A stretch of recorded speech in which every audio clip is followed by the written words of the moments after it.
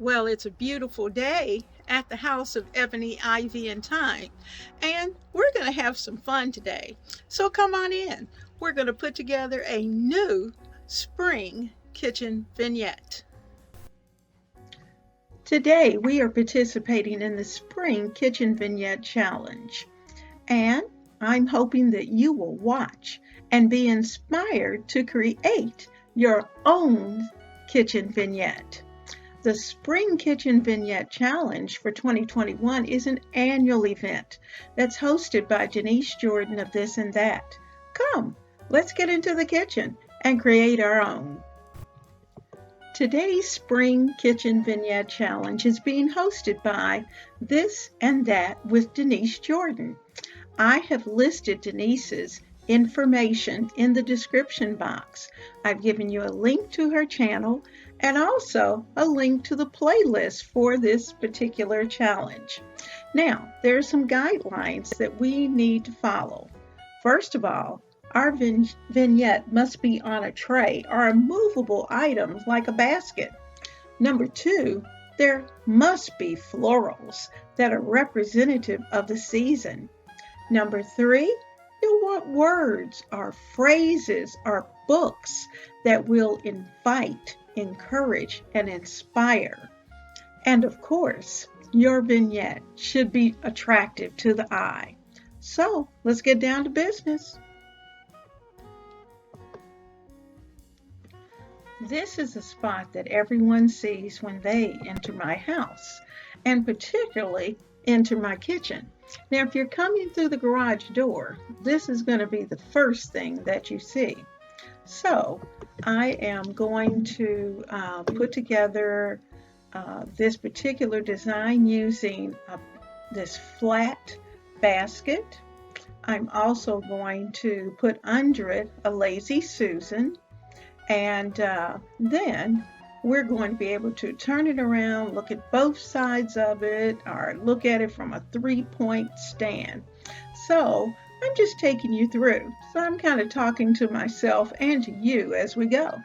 So I'm adding in a garland first because of course we want greenery, and we want to be able to see that greenery very easy. Now once we've done that, then we're going to add in this cute little white pitcher. This little white pitcher has been around, and I love adding florals to it. And so we're going to be using that. I put together some of my florals that are reflective of the colors that I just love for spring. You'll see the lavender, the shades of pink, the green, all of that is in this arrangement. So I'm just sticking those in there. I literally put them in my hand, stuck some together, and started to add in the greenery. Now this one peony I want down at the bottom, and I want it to kind of be the showstopper at the bottom. So that's the reason why I'm putting it where it is.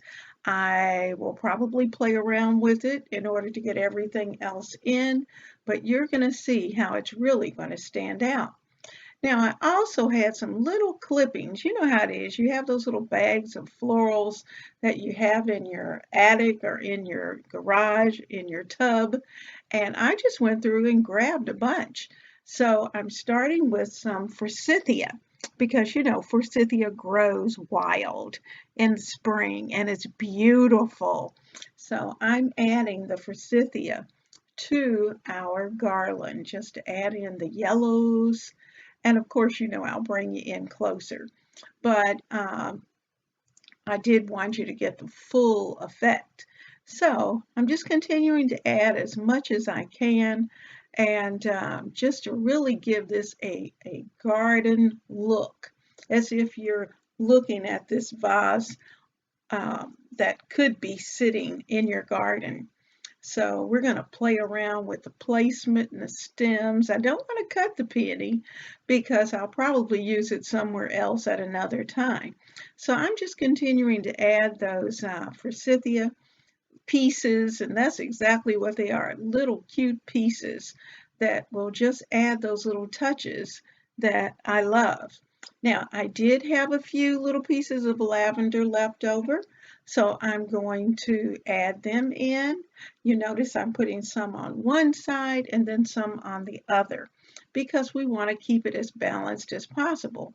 And I'm turning it around. You can see as we go that the purples and the yellows are just singing. They're literally singing spring. So I had some little boxwood with little white flowers, and I found these actually through Amazon. And so I'm going to put some of those in because anytime you have a floral arrangement, there should be a touch of white because the white indicates the light that is striking your arrangement. So we're adding light to this arrangement by putting in the little green boxwood with the white tips. And those are supposed to be little white flowers. So we're there. Of course, it's faux, so we can call it whatever we want at this point. Now, what you have to keep in mind is that bunnies love gardens. Of course, they love vegetable gardens, so they can go in and eat up all the vegetables, but they also like flowers. And they love hiding amongst the flowers. And we used to have a whole family of bunnies that used to live in our yard, and they were so cute. We'd see the babies running around. We'd see mom or dad, whichever, hopping across the yard every now and then. So I was thinking about them, and I had these little bunnies that are so cute. Now, if you watched my spring coffee bar collab video, you will see the third bunny. Now I'm getting a glass out, a little small glass that I'm going to put in there because I'm going to use that as a riser. And I don't think I'm going to need it for the rabbit because I think he's large enough that he's going to be able to sit amongst the flowers and we'll be able to see him. But the baby, we may have to do a little something with the baby to make sure that he's visible. And you can see I'll go back around and just kind of adjust things along the way. Now, I'm picking up a little bit of tape and taping a piece in place. Now, here's our little baby bunny. And I want the baby bunny right there with mom. And I'm going to turn this around so you can see it and see what they look like. And I'm finding more flowers, and if flowers tip out, then I can always stick them back in. And I do have a few extra over there that after I get the buddies in, I'll add those in. Now you'll see, check, we have our vignette in a tray. We have plenty of beautiful florals. And of course, we have the bunnies for the season. Now, what I have not added in, and I had thought about it, what message do I want to convey? Typically, I keep my uh, cookbooks a little closer to the stove, so I probably won't put a cookbook in there, but we're going to need to place some type of signage. So here we go. Bless this home. Is that not a great message to no matter which way it's turned, when when you walk up to it and see that sign, you're going to feel the blessings that we are pouring to you.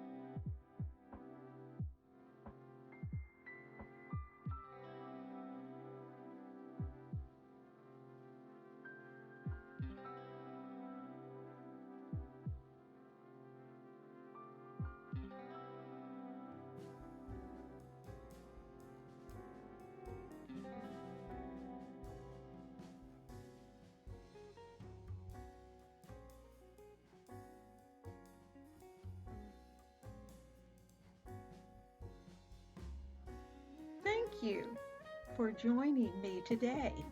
And thanks to Denise for hosting this collaboration. Now, I hope you have had a wonderful time in the kitchen decorating our Spring Kitchen Vignette. Thank you for joining me. This collaboration is always so enjoyable. We've had a chance to chit chat and to accomplish so much. Now, if you like cooking, decorating, and sharing, and you have not joined the Ebony, Ivy, and Thyme family, please do so today by selecting the subscribe button and tapping that little bell icon so you will be notified when I upload. Now, please support this channel by giving me a thumbs up before you leave.